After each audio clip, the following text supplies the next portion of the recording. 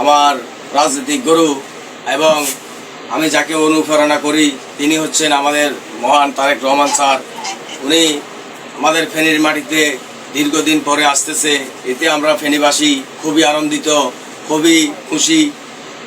এমন খুশি সেটা আমরা ভাষায় প্রকাশ করার মতন না। এই ফেনীতে আমাদের দেশনেত্রী বেগম খালেদা জিয়া প্রধানমন্ত্রী হয়ে সারা বাংলাদেশ নেতৃত্ব দিয়েছিলেন, সেই জন্য আমরা আসলে খুব গর্ববোধ করতাম, এখনও করব ইনশাল্লাহ।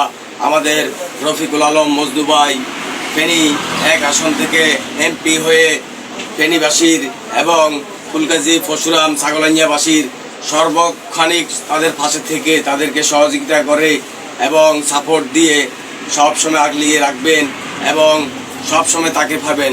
তো আমাদের দেশনেত্রী বেগম খালেদা জিয়া আমাদের মা, ওনার আমানত আমাদের একমাত্র রফিকুল আলম মজনু ভাই, এই ফেনী 1-এর কান্ডারি রফিকুল আলম মজনু ভাই নেতৃত্ব দিতে পারবেন ইনশাল্লাহ, আশা করি, আমি মনে করি। তো এই অবশেষে আমি বেশি কথা বলবো না, একটা কথা না বললে নাই, আমাদের প্রাণপ্রিয় নেতা মহান তারেক রহমান ফেনীতে আসবে। আমরা এতে খুবই খুশি, খুবই আনন্দিত। সেটা আমি ভাষায় প্রকাশ করতে পারবো না এবং এই ভাষায় প্রকাশ করে আপনাদেরকে বোঝাতে পারবো না। তবে অবিশ্বাসে একটা কথাই বলবো, গরু ইজ দা গরু, boss is the boss. Tarek Rahman sir জিন্দাবাদ, জিন্দাবাদ, বাংলাদেশ জিন্দাবাদ, বাংলাদেশ জাতীয়তাবাদী বিএনপি জিন্দাবাদ, শহীদ প্রেসিডেন্ট জিয়াউর রহমান ওমর হক, দেশনেত্রী বেগম খালেদা জিয়া ওমর হক, আল্লাহ যেন তাকে বেহেশত নসিব করেন।